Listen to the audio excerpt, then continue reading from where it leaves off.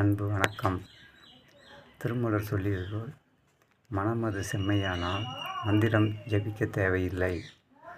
மனதை நாம் புரிந்து கொண்டு விட்டோமேயானால் மந்திரத்தினால் ஆவது ஒன்றுமில்லை. மனமே எல்லாவற்றையும் செய்கிறது. அதனால்தான் மனமே குருன்னு சொல்கிறோம். மனம் என்பது ஒளியாயிருக்கின்றது. எண்ணங்கள்ங்கிறது ஒளியாயிருக்கின்றது. அந்த ஒளியை, மனதை, எண்ணங்களை நாம் புரிந்து கொள்ளுதல் வேண்டும்.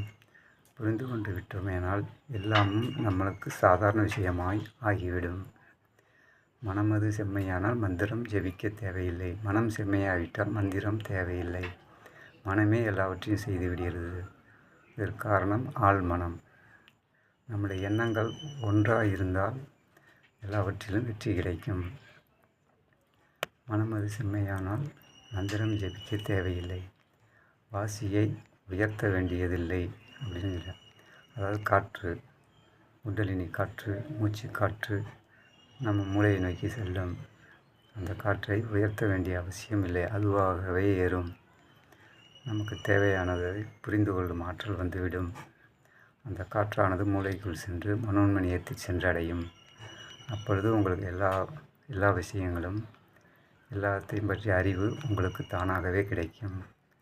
அதான் பிரபஞ்ச அறிவு, பிரபஞ்ச ஆற்றல், மெய்யறிவு. அந்த மெய்யறிவை பெறுவதற்கு நாம் முழு முயற்சி செய்தல் வேண்டும். தன்னை அறிய தனக்கொரு கேடில்லை திருமூலர் சொல்லியிருக்கார். அதுமாதிரி தன்னை அறிதல் வேண்டும். தன்னை அறிந்து கொண்டு விட்டால் நாம் நம்மையே அர்ச்சிக்கலாம். நாம் தான் கடவுள். நமக்குள்ளே ஆன்மாங்கிற ஒளி இருக்குது.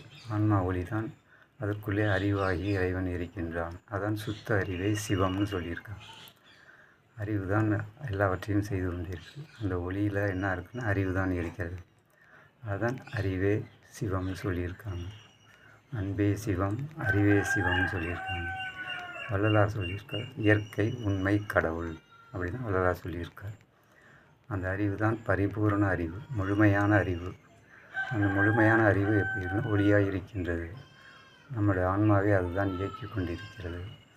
அந்த ஒளி தேகத்தை நம் உடல் ஒளியானால் உடல் ஒளி தேகமாய் மாறும். அந்த ஒளி தேகமானது ஆன்மாங்கிற ஒளிக்குள் இணையும். ஆன்மா ஒளியானது ஆன்மாவுக்குள் இருக்கும் பரிபூர்ணமான செம்பொருளாகிய செந்நிற ஒளியில் இணைந்து கடவுளாக மாறும்.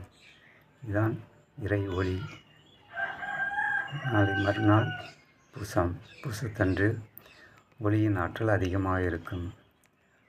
வடலூரிலே பூசத்தை பற்றி நீங்கள் தெரிந்து கொள்ளலாம். ஜோதியை தெரிந்து கொள்ளலாம்.